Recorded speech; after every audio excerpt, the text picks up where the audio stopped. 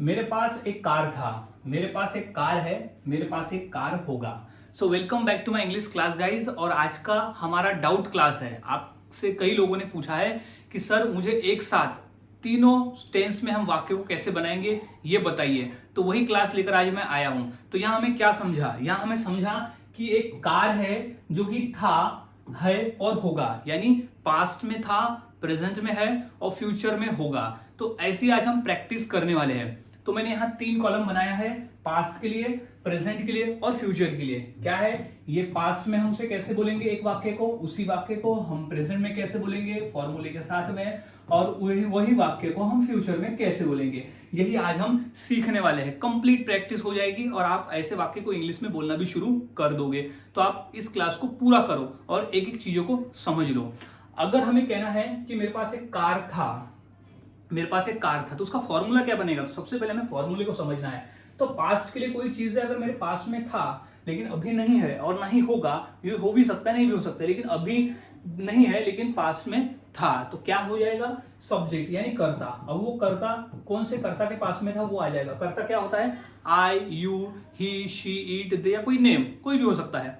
फिर हैड लगाते क्योंकि पास्ट में हैड का प्रयोग करते जिसका ही मतलब होता है पास्ट था थिंग। अब वो कोई वस्तु, अब वो कौन सी वस्तु थी वो हम थिंग की जगह लिख देते। तो कंप्लीट फॉर्मूला क्या होता है, subject plus had plus things, यानी कोई चीजें पास में थी, कोई चीजें पास में थी, इसका फॉर्मूला है, पहचान है, पास था। अब वही अगर हम बात करें प्रेजेंट में, अब उसी को हम प्रेजेंट में कैसा बोलेंगे, तो उसके लिए क्या फॉर्मूला है, तो वो है सब्जेक्ट यानी होता है कर्ता, वही कर्ता। फिर हो जाएगा हैव हैज। अब सब्जेक्ट के अनुसार हम हैव और हैज को लगाते हैं। अब किसके साथ हम हैव लगाएंगे, किसके साथ हैज लगाएंगे, ये हम प्रैक्टिस करेंगे तब समझ में आ जाएगा। लेकिन आई, यू, दे, वी, ये जो सब्जेक्ट आते हैं उनके साथ हम हैव का प्रयोग करते हैं। और इट, ही, शी, इट, और अगर किसी का नाम रहा तो हम उसके साथ हैज का प्रयोग करते हैं। ये याद में रख लेना है। तो इसका है पहचान है, पास है, हैव हैज थिंग्स। थिंग्स यानी वो वस्तु की कौन सी वस्तु है जो कि सिचुएशन के हिसाब से आता है, जो भी वस्तु है आप वहां लिख दोगे। अब बात करते हैं वही उसी को हम फ्यूचर में कैसे बनाएंगे। तो उसके पहले हम सब्जेक्ट का प्रयोग करते हैं। फिर विल हैव जो है उसका मतलब होता है पास होगा। विल हैव जो है वो हर सब्जेक्ट के लिए कॉमन रहेगा। विल हैव हर सब्जेक्ट, कोई भी सब्जेक्ट है कॉमन में रहेगा। फिर थिंग्स यानी वस्तु, अब वो कौन सी वस्तु है वो हम थिंग्स में लिख देंगे जिसका मतलब होता है पास होगा।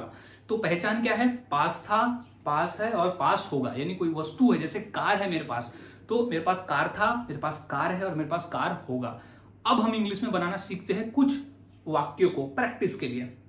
जैसे मेरे पास एक कार था, तो सबसे पहले सब्जेक्ट में क्या आ जाएगा, आई, फिर क्या आ जाएगा, हैड। तो आई हैड, अब क्या था, एक कार, तो आई हैड ए कार, तो मेरे पास एक कार था, तो आई हैड कार। अब देखते हैं कि मेरे पास एक कार है, अब उसी को हम प्रेजेंट में बोल रहे हैं, तो क्या बोलेंगे, मेरे पास एक कार है। तो आई के बाद हम यूज करते हैं हैव का, तो आई हैव एक कार है, तो आई हैव ए कार, यानी मेरे पास एक कार है, तो आई हैव ए कार। अब वही वाक्य को हम फ्यूचर में कैसे बनाएंगे, तो फॉर्मूला क्या है हमारा, फॉर्मूले के हिसाब से देख लेते हैं। तो आई, फिर लगाते हैं विल हैव, तो आई विल हैव क्या है, एक कार, तो I will have a car, यानी मेरे पास एक कार होगा। अब मेरे पास एक कार था, मेरे पास एक कार है और मेरे पास एक कार होगा। तो गाइस इस तरह से वाक्य बनते हैं। नेक्स्ट और वाक्य देख लेते हैं, क्योंकि प्रैक्टिस करना है। अब हमारे पास किताबें थे, हमारे पास किताबें थे, तो क्या हो जाएगा, सब्जेक्ट में क्या आ जाएगा, हमारे के लिए हम यूज करते हैं वी, फिर करते हैं हैड, क्योंकि हर सब्जेक्ट के साथ हम हैड का ही प्रयोग करते हैं। तो वी हैड, अब किताबें, तो वी हैड बुक्स, हमारे पास किताबें थे, तो वी हैड बुक्स, इस तरह से। अब उसी को प्रेजेंट में कैसे बनाएंगे, तो हमारे पास किताबें हैं, हमारे पास किताबें हैं, अभी प्रेजेंट में हमारे पास किताबें हैं, तो हमारे के लिए क्या यूज करते हैं, वी, और हैव हैज में से हम यूज करते हैं हैव का, तो वी हैव, अब क्या है, किताबें, एक से ज्यादा, तो बुक्स, तो वी हैव बुक्स, यानी हमारे पास किताबें हैं। अब उसी को यूज करेंगे हम फ्यूचर में, तो कैसा हो जाएगा, वी फिर यूज करेंगे विल हैव यानी होगा, पास में होगा, तो वी विल हैव क्या है, किताबें होगी, तो books, we will have books, यानी हमारे पास किताबें होगी। तो गाइज इस तरह से वाक्य बनते हैं और बोले जाते हैं। बहुत आसान है, फॉर्मूले को याद में रखो और प्रैक्टिस करते रहो।